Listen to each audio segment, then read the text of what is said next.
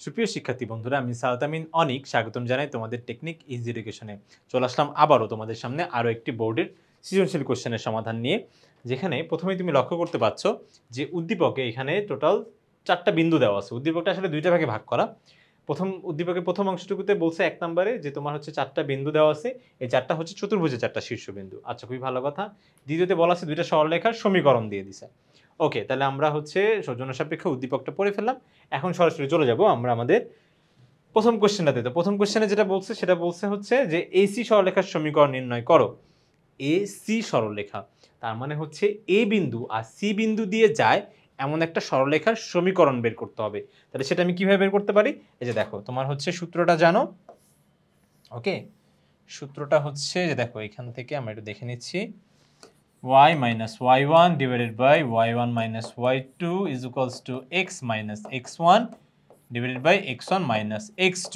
ওকে, এই সূত্রটা ব্যবহার করে আমরা হচ্ছে যখন আমাদের দুইটা বিন্দু দেওয়া থাকে তখন আমরা এই সূত্রটা ব্যবহার করে সরলরেখার সমীকরণ নির্ণয় করি। তাহলে সেক্ষেত্রে এখানে বিন্দুগুলো কি কি?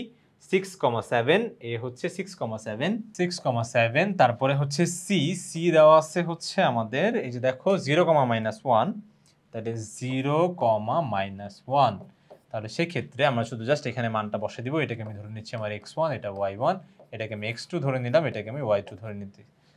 এটা হচ্ছে উপরে আমরা হচ্ছে একটু ছোট করে পেন্সিল দিয়ে হোক কলম দিয়ে হোক আমরা চাইলে লিখে নিতে পারি, তাহলে একবারে আমাদের মানটা বের করার সুবিধা হয়ে যাবে। ওকে, এসি সমীকরণ, ডট তার মানে সমীকরণ। কি হবে বলতো, এখানে x মানে কিন্তু x আর y কিন্তু চলক আকারে থাকবে। x মানে ধরে নিব আমরা x অক্ষ, আর y মানে ধরে নিব y অক্ষ। ওকে, তাহলে y মাইনাস y1 হচ্ছে কত? 7। তারপরে 7 মাইনাস y2 হচ্ছে আমার -1 হবে এখানে। তারপরে এখানে x মাইনাস x1 হচ্ছে আমাদের 6, আর হচ্ছে x1 মাইনাস x2, তাহলে 6 মাইনাস x2 হচ্ছে কত বলতো? 0। ওকে, আচ্ছা, জাস্ট মানটা বসাই দিছি। এখন আমাদের কাজ অর্ধেক শেষ। দেখো y মাইনাস 7 ডিভাইডেড বাই হচ্ছে কত হলো? 8, আর মাইনাসে মাইনাসে প্লাস, 7 আর 1 8, আর এখানে হচ্ছে 6, হ্যাঁ 6, আর এখানে হচ্ছে x মাইনাস 6। ওকে, এটাকে আমরা একটু চাইলে শর্ট করে নিতে পারি। শর্ট কিভাবে করে নিতে পারি? দুই পাশে 2 দিয়ে গুণ করতে পারি। 2 দিয়ে গুণ করলে দেখো এটা শর্ট হয়ে গেল, এটা 4 হয়ে গেল, আর এটা হচ্ছে কি 3 হয়ে যাবে। তাহলে উভয় পাশে আমরা 2 গুণ করে দিব। ওকে, আচ্ছা, তাহলে সেটাকে আমরা একবারই লিখে দিতে পারি। কি হইলো ব্যাপারটা সেটা আমি বলে দিচ্ছি, কিন্তু এখানে আমরা একবারে লিখবো y মাইনাস 7, আর এখানে হচ্ছে কত 4, যতটা শর্ট করা যায় আসলে ওইটাই আমাদের জন্য পজিটিভ। ওকে, x মাইনাস 6। ঠিক আছে বন্ধুরা, তাহলে সেক্ষেত্রে এখানে তুমি যদি লক্ষ্য করো তাহলে এটার নিচেরটার সাথে গুণ হবে এই পাশের উপরেরটা, তাই তো? মানে এই পাশের নিচেরটা যদি হয় তাহলে এই পাশের উপরেরটা, তাহলে কি আর গুণ করতেছি 3y, আর এখানে 3 7 তোমার হচ্ছে 21, এখানে হবে কত 4x। দেখো এটার নিচেরটা, তার মানে এটার উপরেরটার সাথে গুণ হবে। ওকে, তাহলে 4 ইন্টু তোমার হচ্ছে x করলে 4x, আর এখানে মাইনাস 424। ওকে, তারপরে হচ্ছে এখানে আমরা দেখো সবসময় x কে পজিটিভ রাখতে হয়, এটা আমরা জানি, তো সেই জন্য এই পাশে সাইন চেঞ্জ করতেছি।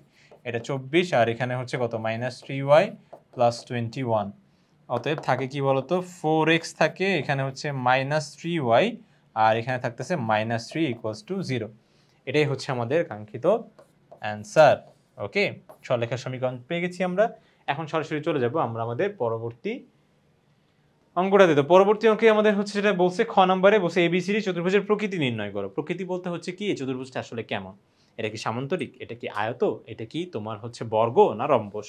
এটাই তোমাকে প্রমাণ করতে হবে। তাহলে সেক্ষেত্রে যখনই তোমাকে চতুর্ভুজটা নিয়ে কিছু করতে বলবে, তাহলে অবশ্যই তুমি একদম ফার্স্টেই তুমি কি করবা বলো তো? এই যে একটা এক্স অক্ষ ওয়াই অক্ষ আঁকবা, আর বিন্দুগুলো স্থাপন করে দিবা। এক্স অক্ষ ওয়াই অক্ষ এঁকে বিন্দুগুলো স্থাপন করে দিবা ভাইয়া। একদম চোখ কান বন্ধ করে তোমাকে এই কাজটাই আগে করতে হবে। এই যে দেখো, ধরে নিচ্ছি এটা হচ্ছে আমার এক্স অক্ষ, আর এটা হচ্ছে আমার ওয়াই অক্ষ। ওকে, আচ্ছা, এখন তাহলে বিন্দুগুলো আমার হচ্ছে কি আসতেছে একটু দেখি। দেখো এক এক করে বিন্দুগুলো বসাবো।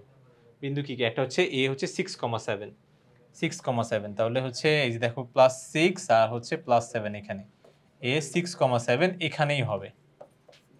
ওকে, মানে যে ঘরটা শুধু জাস্ট মেইনটেইন রাখবো। তারপর -2,3, তার মানে x এর মান -2 এইদিকে, আর হচ্ছে 3 এই যে এদিকে একটু নিচে, তাহলে -2,3। এটা হচ্ছে আমাদের b -2,3। ঠিক আছে, তারপরে আমরা চাচ্ছি যে তোমার 0,-1, তার মানে x এর মান 0 অবশ্যই y অক্ষে, আর -1 এর জন্য এটা কি নিচে নামবে, তাই তো? 0,-1। এরপরে হচ্ছে ডি হচ্ছে 8,3। 8,3 মানে দেখো হয়ে গেল, এক্স এর মানও হচ্ছে তোমার 8, একটু দূরে যাবে, আর হচ্ছে 3 মানে কি একটু নিচে নামবে, যে এখানে, এই যে এটার সাইজে আর কি, এটার মতন এখানে লিখি 8,3। এটা হচ্ছে ডি 8,3। দেখো বিন্দুগুলো স্থাপন করা শেষ, এখন একটু যোগ করে দেখি কেমন হচ্ছে। দেখো এখান থেকেই বলে দেওয়া যাবে না যে চতুর্ভুজের প্রকৃতি কেমন, শুধুমাত্র আমি বিপরীত বাহু সম্পর্কে একটু ধারণা পাচ্ছি, যে বিপরীত বাহু কোনগুলা, আসলে কি কি সমান আসতেছে, আমি এই ব্যাপারটা সম্পর্কে একটু ক্লিয়ার ধারণা পাচ্ছি। এটা আপাতত দেখে কিছুই মনে হচ্ছে না, বাট আমি এখান থেকে জানতে পারলাম যে আমার দেখো এখানে যে এবি বাহুটা, যদি সবগুলা বাহু সমান হয় তাহলে তো সামান্তরিক, বা সরি সবগুলা বাহু সমান হলে হয় বর্গ না হয় রম্বসের দিকে যাবে, বর্গ না হয় রম্বসের দিকে যাবে। কিন্তু যেহেতু সবগুলা বাহু যদি সমান না আসে, কখনো যদি আমরা দেখি যে আমাদের সবগুলা বাহু সমান আসতেছে না, তখন সেক্ষেত্রে কিন্তু অবশ্যই আমরা বিপরীত বাহুগুলো সমান কিনা দেখবো। তাহলে এখানে বিপরীত বাহু A B R C D, দেখো এই যে এই দুইটা, তারপর দেখতে হবে এইটা আর এটা কি আসতেছে বলো তো, এই যে বি সি ইকুয়ালস টু হচ্ছে কি বলো তো এ ডি, এভাবে সমান আসতে হবে। তো এটা যদি সমান আসে তাহলে এটার উপর ভিত্তি করে আসলে আমরা যাব পরবর্তী ধাপে। তো আগে আমরা কি করব বলো তো, এই যে এই দুইটার মধ্যবর্তী দূরত্ব, দুইটা বিন্দুর মধ্যবর্তী দূরত্বই কি হবে বলো তো, এই যে এই বাহুটা, এই যে সিডি বাহুটা। তো আমরা দেখি যে আমাদের সিডি বাহুটা আসলে কিভাবে আসে। সিডি বাহুটা আমরা বের করব কিভাবে, যে দেখো সূত্র দিয়ে, সূত্র হচ্ছে কি x1 minus x2 whole square plus y1 minus y2 whole square. এটাকে আমি ধরে নিচ্ছি আমার x1, এটাকে y1, এটাকে আমি ধরে নিচ্ছি x2, এটাকে y2। তাহলে সেই ক্ষেত্রে এখানে সূত্র যদি আমি বসাই দেই, তাহলে সিডি দূরত্বটা বা সিডি বাহুটা, সিডি বাহু কত আসবে বলো তো, root over x1 minus x2। তাহলে x1 এখানে কত, 0 মাইনাস x2 হচ্ছে 8। আশা করি তোমরা দেখতে পাচ্ছ, দেখো এখানে। তারপরে প্লাস এখানে y2 minus y1 minus y2, আচ্ছা y1 মাইনাস y2, তাহলে -1, আর হচ্ছে y2 কত বলতো 3। এই যে কাজ হয়ে গেল। এই যে দেখো এটা কত আসে আমরা দেখি, আর এটা 64 এখানে হবে, আর এখানে হবে কি বলতো মাইনাস মাইনাসে প্লাস, তাহলে 1 আর 3 প্লাস করলে হবে হচ্ছে -4। তো -4 এর পর যেহেতু জোর, তাহলে সেই ক্ষেত্রে মাইনাস তার আত্মপ্রকাশ পাবেন, এটা হবে 16। তাহলে এখানে আসবে হচ্ছে 80। এখন এতটুকু রাখলেই আসলে হয়ে যাচ্ছিল, কিন্তু আমরা যদি চাই তাহলে এটাকে একটু এক্সটেন্ড করে লিখতে পারি, কারণ কি 80 আমাদের একটা পূর্ণবর্গ সংখ্যা না। এখন পূর্ণবর্গ সংখ্যা কি, পূর্ণবর্গ সংখ্যা হচ্ছে, দেখো এই যে দেখো, আচ্ছা পূর্ণবর্গ সংখ্যা আর কিছুই না, যেমন এই যে এখানে দেখো 100 হচ্ছে একটা পূর্ণবর্গ সংখ্যা। কেন? কারণ এই সংখ্যাটা অপর আরেকটা সংখ্যার বর্গ।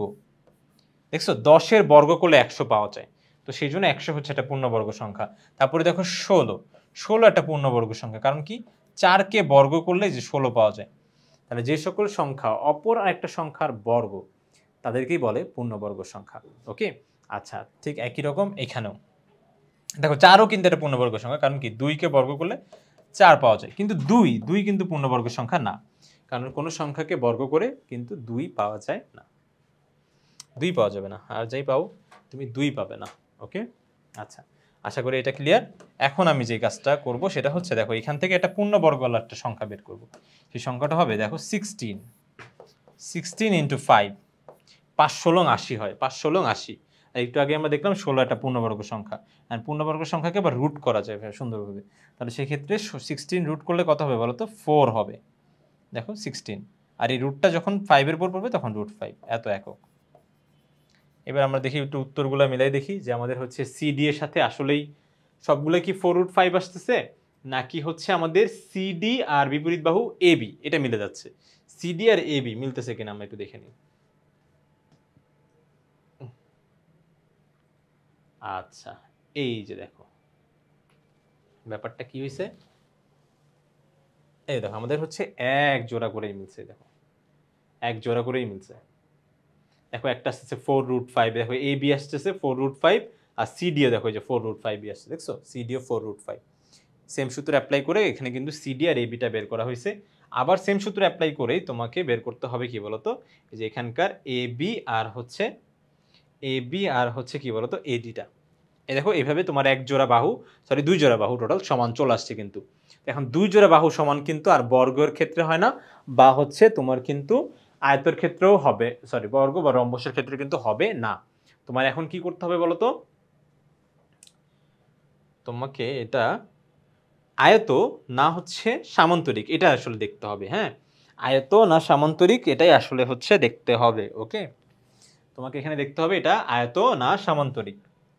এখন আয়ত বা সামান্তরিক কিভাবে বুঝতে পারবো? আয়ত না সামান্তরিক এটা বোঝা জাস্ট আর একটাই উপায় আছে, সেটা হচ্ছে কর্ণগুলা। কর্ণগুলা দেখো ভাই, যে কর্ণগুলা, আচ্ছা দেখো কর্ণগুলা, ঠিক আছে? এই যে দেখো এটা একটা কর্ণ, এটা একটা কর্ণ, মানে এসি একটা কর্ণ, আবার হচ্ছে কি এই যে এখানকার হচ্ছে বিডি একটা কর্ণ, কর্ণ বিডি। এসি একটা কর্ণ, আবার হচ্ছে কি বলতো বিডি একটা কর্ণ। তো দেখো এখানকার কর্ণগুলা কি সমান আসতেছে কিনা।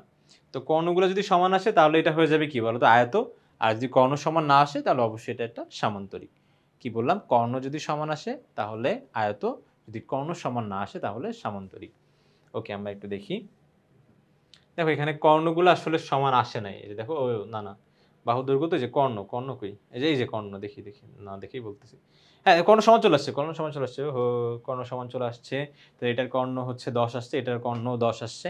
তাহলে সেই ক্ষেত্রে যেহেতু কর্ণ এক হয়ে গেছে, তাহলে এটা অবশ্যই একটা আয়ত। এটা কিন্তু ভুলেও সামান্তরিক হবে না। সামান্তরিক হলে এটা কি হতো বলতো, যে একটু বাঁকা হতো, আর এটা এইভাবে সমান আসতো না। কিন্তু এটা একটা আয়তই হবে। আমরা যে ভাই আপনি যেটা আঁকছেন সেটাতে তো আয়ত মনে হচ্ছে না। হ্যাঁ জানি মনে হচ্ছে না। আমরা যদি একদম ছক্কা করে সুন্দর করে স্থাপন করতে পারতাম তাহলে সেক্ষেত্রে ওইটা আয়তই মনে হতো। কিন্তু যদি আমাদের যখন তোমার সময়ের স্বল্পতা থাকবে, বা হচ্ছে ধরো আমরা ওইভাবে আয়ত লেক্সটা বা গ্রাফ পেপারটা অ্যাভেলেবেল না, তখন সেক্ষেত্রে আমরা এভাবে কিন্তু নিজেদের মধ্যে জাস্ট ঘরগুলা ঠিক রেখে এঁকে ফেলবো। এটার জন্য এক্সট্রা কোনো মার্কও নাই, আবার এক্সট্রা মার্ক কাটাও যাবে না। কোনো মার্ক কাটা যাবে না কিন্তু, হ্যাঁ, আর এটার জন্য আবার এক্সট্রা কোনো মার্কও নাই। এটাই শুধুমাত্র একটা প্যারা। ওকে, আচ্ছা ঠিক আছে, আশা করি তোমরা হচ্ছে বুঝতে পেরেছো। এখন আমরা সরাসরি চলে যাচ্ছি আমাদের গ নাম্বার কোশ্চেনটাতে। গ নাম্বার কোশ্চেনে যেটা বলছে, কি বলছে এটা দেখি। বলছে 2 নং এর প্রদত্ত সরলরেখা এক্স অক্ষের সাথে যে ত্রিভুজ উৎপন্ন করে তার ক্ষেত্রফল নির্ণয় করো। তার মানে এই যে তোমার উপরে যে দুটো সরলরেখা দেওয়া আছে, এই দুটো সরলরেখা এক্স অক্ষের সাথে যে ত্রিভুজটা গঠন করে। এখন এটাও আমরা হচ্ছে বললাম না যে বারবার, যে এটার জন্য যদি আমাদের চিত্র না অঙ্কন করতে বলে তাহলে সেক্ষেত্রে এটার জন্য কিন্তু এক্সট্রা কোনো মার্ক নাই। আমরা আঁকবো শুধুমাত্র নিজেদের বোঝার জন্য। তো এটা যে একেবারে অ্যাকুরেটলি হবে ব্যাপারটা মোটেও কিন্তু এমন না, শুধুমাত্র নিজেদের বোঝার জন্য আঁকবো। আমি ধরলাম যে এইভাবে একটা সরলরেখা, এই দেখো দুইটা সরলরেখা এইভাবে গেছে, ধরে নিলাম দুইটা সরলরেখা এইভাবে গেছে। এই যে দেখো দুইটা সরলরেখা এইভাবে গেছে, এবং এই দেখো এক্স অক্ষের সাথে, এটা তো এক্স অক্ষ আর এটা হচ্ছে ওয়াই অক্ষ।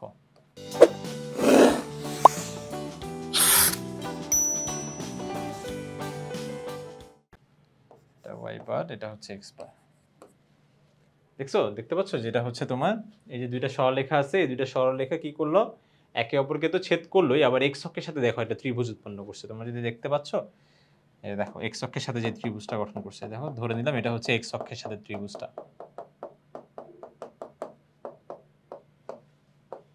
ওকে, এখন তোমাকে এই এক্স অক্ষের সাথে ত্রিভুজটা তোমাকে বের করতে হবে, ঠিক আছে? যে যে ত্রিভুজটা উৎপন্ন করছে, এখন ত্রিভুজ বের করতে হলে আগে কিন্তু তোমার এই যে শীর্ষ বিন্দুগুলা জানা লাগবে। ওকে, অবশ্যই কিন্তু তোমাকে এই শীর্ষ বিন্দুগুলা জানা লাগবে, ঠিক আছে? তাহলে শীর্ষবিন্দু জানতে হলে তোমাকে প্রথমে দেখো, ধরে নিলাম এটা হচ্ছে আমার প্রথম সমীকরণটা, প্রথম সরলরেখার সমীকরণ।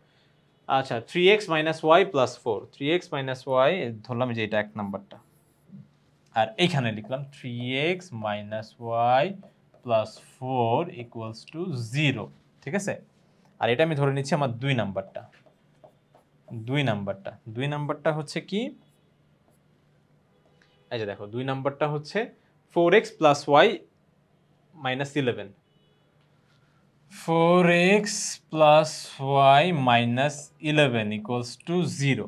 ওকে, এটা হলো 2 নাম্বারটা। এখন দেখো এরা একে অপরকে ছেদ করছে, এটা তুমি আলাদাভাবে আমি বের করব।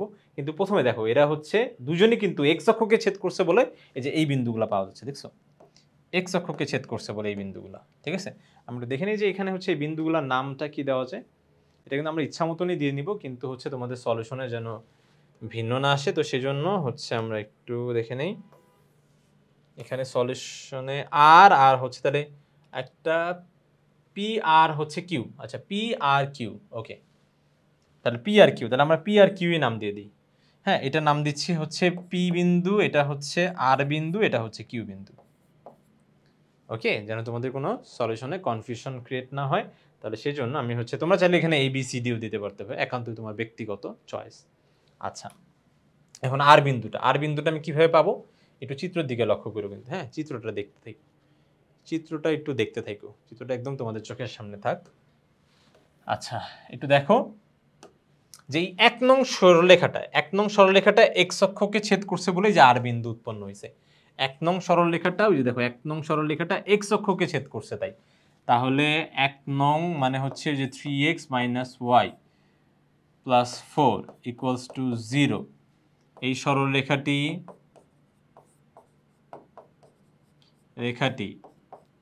x অক্ষকে, ঠিক আছে, x অক্ষকে আর বিন্দুতে ছেদ করলে, হ্যাঁ, আর বিন্দুতে ছেদ করলে, ওকে, ছেদবিন্দুতে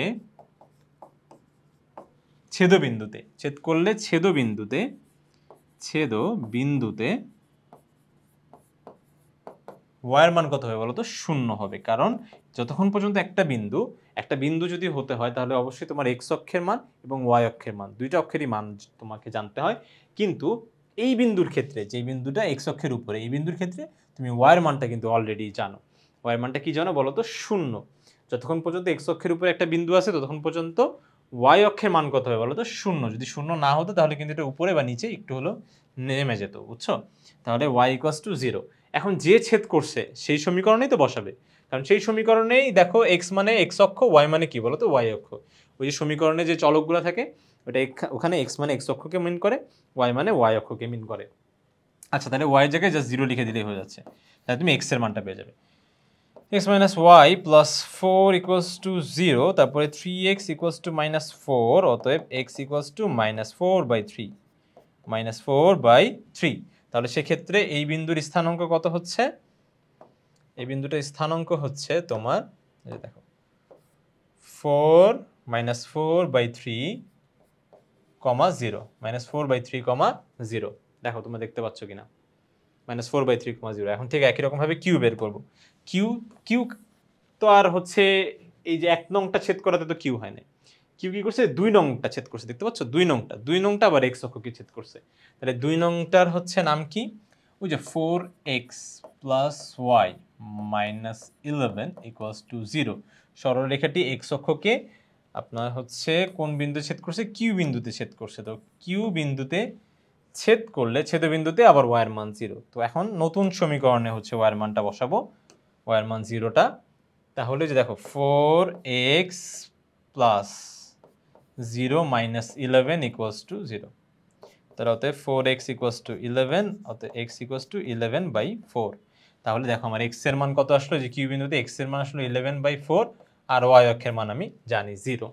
এখন আমার শুধু জাস্ট এই p বিন্দুটা বের করলেই কাজ শেষ। এখন p বিন্দুটা কিন্তু কোনো অক্ষ-টক্ষকে ছেদ করে হয় না। আমি জানি না এটা y অক্ষকে, আমি তো জাস্ট নিজে চোখের আন্দাজে দিছি। কিন্তু আমি এতটুকু শিওর যে 1 আর 2 একে অপরকে ছেদ করতেছে।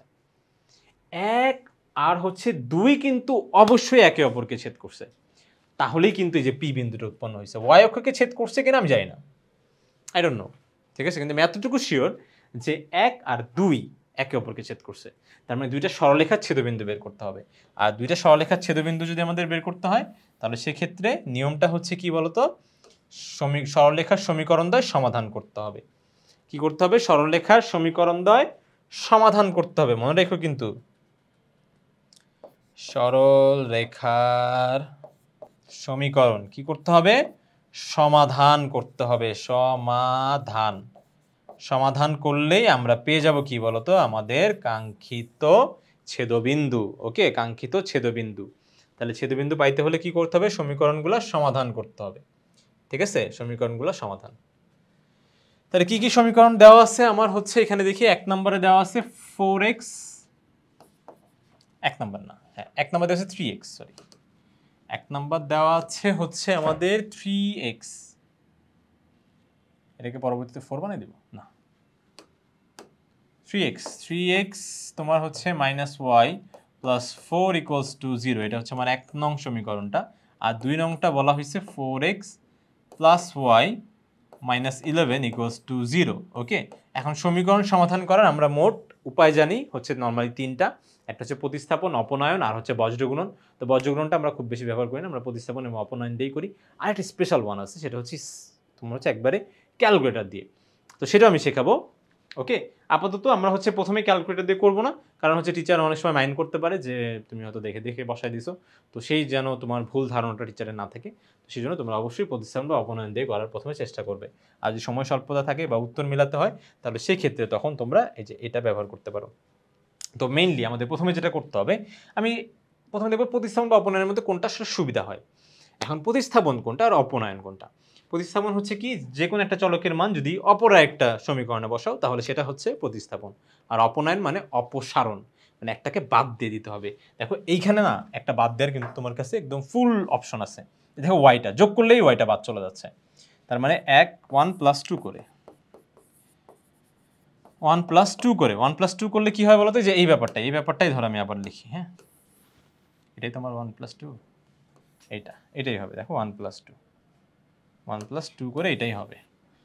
তাহলে 2 করলে কি হচ্ছে, দেখো প্লাস করলেই কিন্তু বাদ চলে যাচ্ছে। দেখো এটা প্লাস, মানে প্লাসে মাইনাসে এটা বাদ চলে যাচ্ছে, তাহলে এটা হবে কত বলতো 7x, আর এখানে হচ্ছে মাইনাস তোমার হচ্ছে 7 = 0।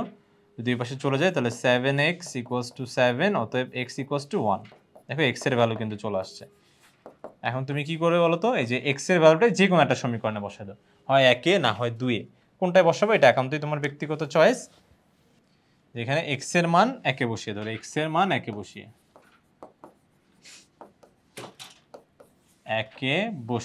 ওকে বসিয়ে আমরা কি পাই বলো তো, এই যে তোমার দেখো 3 × x এর মান কত 1, এটা -y = 4, এই যে তোমার 0, মানে +4 = 0, তাহলে মাইনাস, আচ্ছা এটা কত হচ্ছে দেখি তো একটু, তাহলে এখানে থাকতেছে কিন্তু 3, এটা -y + 4, তাহলে 7, তাহলে -y = এখানে -7, অতএব y = 7।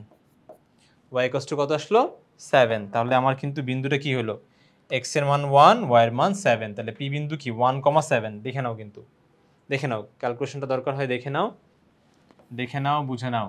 ওকে, আচ্ছা ঠিক আছে, আশা করি তোমরা বুঝতে পেরেছো। এখন আমরা জাস্ট হচ্ছে বিন্দুটা বসে দিব, এটা আমি মুছে দিচ্ছি। ওকে, তাহলে সেক্ষেত্রে দেখো এখানে p বিন্দুর মান কত হচ্ছে 1,7। ওকে 1,7। এখন আমাকে আর কে ঠেকায়, এখন আমাকে এটার ক্ষেত্রফল বের করতে আর কি লাগে, কিচ্ছু লাগে না, জাস্ট হচ্ছে বিন্দুগুলো বসাই দিব, দ্যাটস ইট। আর নির্ণয় করলে আমার কাজ শেষ। এই যে দেখো, দেখো বিন্দুগুলো, জাস্ট ক্ষেত্রফল কি হবে বলো তো, এই যে এখানে তোমার হচ্ছে এক্স কমা, মানে উপরে সব এক্স এর মান, নিচে সব ওয়াই এর মান। তাহলে দেখো প্রথম বিন্দু ছিল হচ্ছে আমার -4/3, এই যে যেমন এখান থেকে একটু দেখে নাও, যে -4/3, 0, মানে আর বিন্দু থেকে শুরু করছি। এই দেখো মাইনাস কই গেল, চলে গেল কেন, এই যে -4/3, 0, -4/3, 0, তারপর কি 11/4, 0, এই যে দেখো ওইটা বারবার চলে যাচ্ছে কেন, 11/4, 0, এরপরে কি 1,7, তার মানে প্রথমে আমি যে এই বিন্দু থেকে এখানে গেছি, তারপর এখান থেকে এখানে, আর শুধুমাত্র এখানে থামলে তো হবে না, তোমাকে আবার যেই বিন্দু থেকে শুরু করছো এই বিন্দুতে আবার কিন্তু ফিরে আসতে হবে, তাহলেই তুমি ত্রিভুজটা পাচ্ছ। তাহলে সেক্ষেত্রে এটা হলে কি হবে বলো তো, এই যে দেখো, এই যে এই পোর্শনটুকু আসবে। এরপরে আমরা কি করব, জাস্ট আমাদের সফলতার আর ব্যর্থতার একটা গল্প, যেটা ব্যর্থতা স্টার্ট হয় যে তোমার এইভাবে। নির্ণায়কের কাজ কি, যে নির্ণায়ক, দুইটা দাগ মানে নির্ণায়কের কাজ হচ্ছে মেইনলি তোমার, এই দেখো নির্ণায়কটা যখন তুলে দিব প্রথমে যে নিচে নিচে গুণ, উপর থেকে নিচের দিকে যাবে, ডাউনফল। ওকে, ব্যর্থতা দিয়ে শুরু, একে একে ব্যর্থ হইছো, তাহলে এটার এক্সটেন্ডেড লাইনটা আমি করাই দিচ্ছি তোমাদের। দেখো হাফ, দেখো তোমার হচ্ছে যে এইভাবে ব্যর্থতা হচ্ছে কি, যে নিচে, তাহলে এই যে 0, তারপরে এটা গুণ করলে আমরা জানি 7/11 = 77/4। কেন 7/11 = 77/4 হলো, কারণ হচ্ছে এখানে কাটাকাটি করার কোনো অপশন নাই, লবের সাথে লব গুণ, হরের সাথে হর, লবের সাথে লব, হরের সাথে হর, মানে হচ্ছে ব্যাপারটা এইটা গুণ 7। তাহলে কি হচ্ছে দেখো, এটা কাটাকাটি করা তো যাচ্ছে না, তাহলে 7টা তো উপরেই আছে, নিচে তো 1, তাহলে কত হবে 7/11 = 77, নিচে কত হচ্ছে বলো তো 4। ওকে, এরপরে আবার হচ্ছে 0-র সাথে গুণ করলে এটা 0 হয়ে যায়, এরপরে ছোট একটা পজ নিব, মানে মাইনাস দিব, মাইনাস দিয়ে এরপরে আমি এবার কামব্যাকটা দিব। কামব্যাক মানে কি, যে নিচ থেকে ডিরেক্ট উপরে চলে যাব, নিচ থেকে উপরে চলে যাব। তাহলে এটা কত হচ্ছে, এটাও দেখো 0, তারপরে 0-র সাথে 1 গুণ করলে 0। এই গল্পটা শুধুমাত্র বলা যেন তোমরা এই যে এই সিকোয়েন্সটা যেন মনে রাখতে পারো যে আগে প্রথমে নিচে নিচে গুণ, তারপরে কি আবার নিচের থেকে উপরে উপরে গুণ। ওকে, তারপর দেখো এখানে হচ্ছে প্লাসে মাইনাসে মাইনাস হবে, এই যে দেখো মাইনাস, আর হচ্ছে দেখো 4 7 28/3, 28/3 বুঝে নিও কিন্তু, হ্যাঁ 28/3। এখন দেখো বাকিগুলো তো জিরো আসতেছে, কিন্তু এই যে মাইনাসটা যখন তুলে দিবা, তখন এই মাইনাস কি প্লাস হয়ে যাবে না, মাইনাসে মাইনাসে তখন কিন্তু এটা প্লাস হয়ে যাবে, বুঝো কিন্তু মাইনাসে মাইনাসে প্লাস, সেই জন্যই দেখো এখানে প্লাসটা দেওয়া হয়েছে। এরপরে সরাসরি তোমরা যদি ক্যালকুলেটরে করে দাও তাহলেই কিন্তু তোমরা কাঙ্ক্ষিত উত্তর পেয়ে যাবে। দেখছো কাঙ্ক্ষিত উত্তর, দেখো এটা হচ্ছে ক্যালকুলেশন করলেই দেখো ডিরেক্ট ভগ্নাংশের যোগটা করলেই তোমরা কিন্তু তোমাদের কাঙ্ক্ষিত উত্তর পেয়ে যাবে। আচ্ছা, এখন শুধুমাত্র বাদ আছে জাস্ট ক্যালকুলেটরে কিভাবে সমাধান করতে হয় দুইটা সমীকরণ আমি প্রথমে একটু বলে নেই। যদি ক্যালকুলেটরে করতে চাও তাহলে কিন্তু একটা বিষয় একটু মাথায় রাখবে, সেটা হচ্ছে যে এই সমীকরণগুলো, এই যে দেখো সমীকরণগুলো অবশ্যই তোমার এই সমীকরণের যে চলকগুলো আছে চলকগুলো থাকবে একপাশে, চলকগুলো থাকতে হবে একপাশে, যেমন 4x - y, আর এই ধ্রুবক মানটা থাকবে আরেক পাশে, মানে এই পাশে থাকবে। চলক থাকবে এক পাশে, ধ্রুবক থাকবে কি আরেক পাশে। ওকে, মনে রেখো কিন্তু এখানেও হচ্ছে চলক থাকবে এক পাশে 3x + y, আর ধ্রুবক থাকবে আরেক পাশে, দ্যাটস ইট। এইভাবে যদি থাকে তাহলে কিন্তু আমরা সমীকরণ সুন্দরভাবে সমাধান করতে পারবো। এইভাবে থাকতে হবে, ঠিক আছে, যেভাবে আছে এর থেকে একটু এক্সটেন্ডেড ভার্সনে যেভাবে। ব্যাপারটা কিন্তু একই, ব্যাপারটা কিন্তু মোটেও ভিন্ন না, ব্যাপারটা কিন্তু একই, ঠিক আছে। ওকে, তাহলে দেখি আমরা ক্যালকুলেটরে কিভাবে সমাধান করব। তো দেখো বন্ধুরা, আমরা হচ্ছে ওইখানে একটু আমরা দেখো ইকুয়েশনটা আগে যেটা ছিল ওইটা তোমরা একটু মনে রেখো যে তোমার এই যে প্লাস ছিল, কিন্তু এটা কিন্তু প্লাস হবে, প্লাসের জায়গায় মাইনাস, আর হচ্ছে মাইনাসের জায়গায় আমি মনে হয় একটু প্লাস দিয়ে ফেলেছিলাম, তো ওইটা একটু ইগনোর করে তোমরা হচ্ছে যে এখানে দেখো ঠিক করে দিবে। ওকে, ঠিকগুলা তোমার হচ্ছে যে 3x - y রাখবে, আর হচ্ছে ওখানে 4x + y রাখবে। আচ্ছা, এটা যদি রাখো তাহলে প্রথমেই দেখো তোমার এই মোড এই অপশনটা তিনবার প্রেস করবে। ওকে, একে একে তিনবার প্রেস করবে, একবার, দুইবার, তিনবার। ওকে, তিনবার প্রেস করে পরে এখানে দেখো 1 আসবে, 1 যে ইকুয়েশন, তিনবার প্রেস করলে 1 ইকুয়েশন আসবে, ইকিউএন মানে হচ্ছে কি বলতো ইকুয়েশন।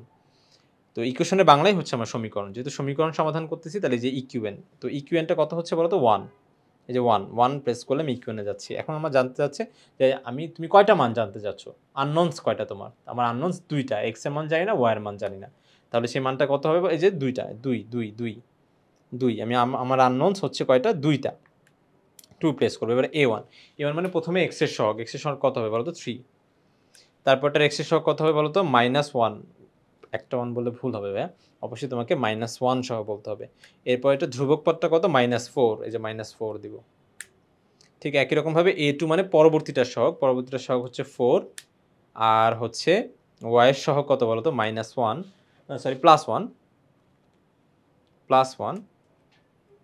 তারপরে হচ্ছে তোমার ওই যে যেই 11, তারপরে ধ্রুবক পদটা কত বলতো 11, এই যে দেখো কাজ শেষ, দেখো x এর ভ্যালু চলে আসছে 1 আর y এর ভ্যালু 7, এটাই কিন্তু তোমার উত্তর ছিল। ওকে, এটা যদি বের করার ফলে ইজুকস টু যাবা, জাস্ট ইজুকস টু প্রেস করতে থাকবে, ইজুকস টুটা কই, হ্যাঁ এই যে এখানে ইজুকস টুটা প্রেস করতে থাকবে, তাহলে দেখো x এর ভ্যালু চলে আসছে, আবার y এর ভ্যালু চলে আসছে, দেখছো, এই দেখো x এর ভ্যালু 1, y এর ভ্যালু 7। আশা করি তোমরা এটা বুঝতে পেরেছো। তো এবার এখান থেকে ফিরে যদি যেতে হয় তাহলে সেক্ষেত্রে দেখো এই মোড অপশনটা প্রেস করে আবার 1 দিবে, তাহলে ফিরে যাবে। আশা করি বন্ধুরা তোমরা পুরো সম্পূর্ণ বিষয়টা খুব ভালোভাবে, স্পষ্টভাবে, সুন্দরভাবে বুঝতে পেরেছো। তো পরবর্তী ভিডিও দেখার জন্য আমন্ত্রণ জানিয়ে আজকে এখানেই শেষ করছি। ধন্যবাদ সবাইকে, আসসালামু আলাইকুম।